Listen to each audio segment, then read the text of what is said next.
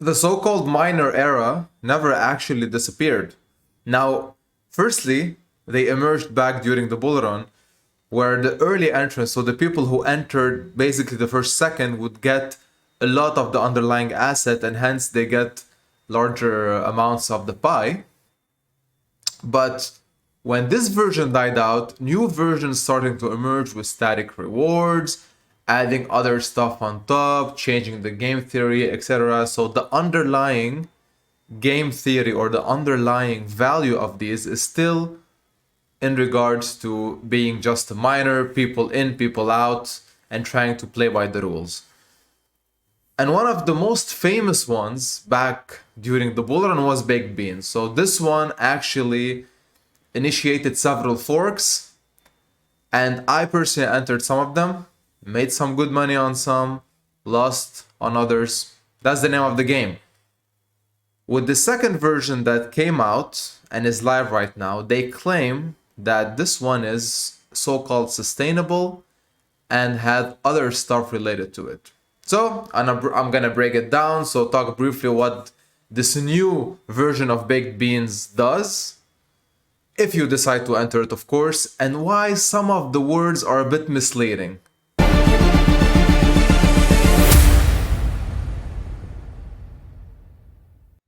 Now, like I said, this is already live. There's about 3.9k BNB invested. But before I get into the model and the numbers that I want to touch base on, let's just do a quick rundown. Let's just explain what this one does and how is it different from the previous version in whatever they said and they claim. So similar to the first version, in order for you to enter, you'd need BNB. So you deposit BNB, and once you're in, there are two actions you can take. You can either rebake, aka compound, or you can eat beans, aka claim. Now, there is, upon their claims, a 3% daily static reward. Meaning, it doesn't matter when you enter with that much, you get 3% per day. So let's just skip over this part for a moment. Now, there are rules, of course, and recommendations that these guys, tell you to do once you're in. So one is to withdraw every 10 days, meaning to eat beans every 10 days, because if you do not do so, you're gonna incur something that they call a has-been tax. So this is an additional tax on top of the normal 1% when you enter the protocol. So upon depositing, you pay 1%, and you pay 5% upon claiming your dividends. So on top of this, there's this tax. Now, second recommendation, so to speak, is that your normal referral bonus is about 5% of the deposits of the person you referred. But this person has to put in more than 0.5 BNB for you to get that 5%. And the more you refer, your daily ROI percentage increases as such. Meaning, let's assume you refer more than 9 people, you're gonna get, I think, 0.5% on top of the 3%, and you can grow this percentage to 6%, but you need tons of referral to do so. So that's 2. There's also a cut on accumulation when it comes to dividends, and it's 5 BNB. So after 5 BNB, you cannot go on top of this. You stop getting rewards, you have to take action, and you can maximum reach a deposit of 200 BNB at the end of it. Now, this is essentially what the overview is. There's also a community giveaway wallet, so to speak, that basically collects 50% of the has-been taxes, if any. And they claim that they're gonna use some of this money to generate external revenue to the platform as well. So there's also this aspect that I'm gonna also talk about really soon as well. And there are always few tweaks and there in regards to you earning more money. And it's essentially a factor of, and the max payout actually is 3 times your initial deposit, your real deposit. So if you enter with 1 BNB, you can maximum take 3 BNB. Your compounds won't increase your max payout. So you have to put in more money to increase your max payout. So this is the whole of it in a nutshell. Now, if you want to, get more details about the has-been taxes, for example, which is this section over here, I'm going to link the Gitbook below if you want to check it out. I mean, there's more stuff. There are more details for you to check, but That's the headline. All right, that's what you need to know. See, those are the has-been taxes, day 1, 2, 3, 4, all the way. So it decreases as it goes by, but it's best to claim every 10 days if you want to avoid any of these taxes to be incurred on you. And everything else is here, correct? So that's essentially it. And since it's new, there's not much, that supposedly has been collected. And they say that once, let me go there, external revenue, once that wallet reaches $100,000 or BUSD, or whatever the equivalence is in BNB, they're gonna look to invest elsewhere. And they said mainly Pionex, Bybit, and PancakeSwap. Okay, so let's start by showing and talking about the actual numbers. So when will you potentially ROI, and when can you actually make that 3x based on several scenarios? I did say that there are some claims that the guys have made in regards to, for example, the static rewards being 3%. And that is inherently not absolutely correct. So let me explain. You do get 3%, that's for sure, but on the underlying asset, aka beans, that you have exchanged for BNB. You put in 5 BNB, for example, and then you get a certain amount of beans. Now, the price of this underlying asset is subject to change, because if your TVL is static and more people rebake, the underlying asset will decay, meaning will lose value over time, because there are more being produced to be given to people rebaking. If the TVL increases, meaning there are more BNBs being entered and exchanged for beans, the value of beans will most probably also lose value over time, but at a very small pace, or perhaps maintain a certain amount of value for at least for the TVL, for the time the TVL is being increased, right? So that's one of the small misleading steps here. So you're not getting 3% on your BNB, which would be static. You're getting 3% on the beans, which are by nature a depreciating asset. All right, that's one thing we need to keep in mind. As long as the TVL increases, we're good. If that increase is slowed down drastically, or if it even reaches a point where it's static and starts decreasing, then decay will, be very bad. The second misleading part is the external revenue, because nowadays this is what sells. So you enter a certain project and they tell you, all right, so we're not only gonna count on, investor deposits, we're also gonna bring in more revenues from elsewhere to give back to the users. And knowing this, and people, not getting into the numbers and not really seeing exactly how much potentially could be generated, they enter under the preface that, okay, we're not only relying on money in, money out, there's more stuff that's gonna feed us, so we're fine.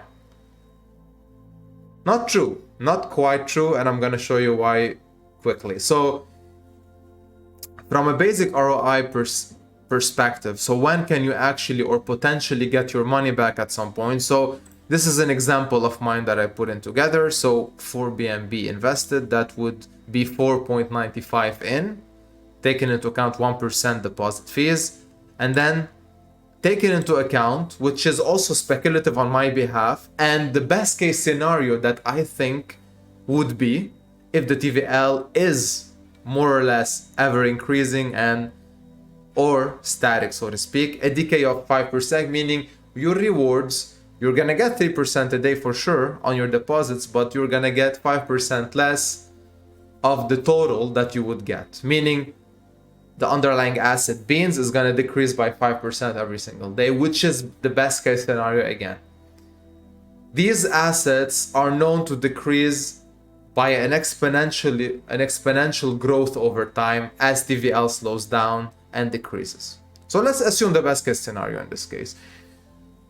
With that in mind, if you're claiming once every 10 days and not incurring any has-been tax, you're gonna ROI between 80 and 90 days. And this is where the magic happens. This is the part right here. This is not cumulative. This is your ROI ratio every 30 days. So if you add up 90 days worth, you're a bit above your ROI at 100%, so that's 22% on top. So it's between 80 and 90 days. This is where you're expected to ROI, assuming everything goes smoothly. In 100 days, you would reach your 3x, which is the max payout that you are, promised to get by the platform itself. And that is achievable after 120 days, again, not incurring any extra taxes, claiming every 10 days, and taking into account the 5% claim tax that I added into my calculations. So you enter with 5, you get 15, you have a profit of 10 BNB. All right, overall. So that is including the fact that we're in a best case type of scenario where TVL, like I said, is ever increasing. Now, what if that is not the case? What if my average decay goes to 15% because it might as well? And that is generous if TVL starts to decrease as of today. If that is the case, if I change that to 15%, in 100 days, I'm at 2x. So if I were to add to my calculations, I would say that I'd need another 30 days to get that 3x. So half a year almost, a bit less. Which is still pretty good, Don't get me wrong, I'm not saying it's bad. I'm just saying that you need to factor in all of those numbers if you want to make your calculations. Now, that aside, if we're talking about the has-been tax in this case, let's talk about external revenue and what is, the potential scenario that could happen there. I'm gonna make this quick. In my personal opinion, in order for many investors not to enter this, unless there's a death spiral and early entrants start to cash out and people panic and they start withdrawing after day 1 or 2, and the has-been tax is gonna be, slashing the rewards.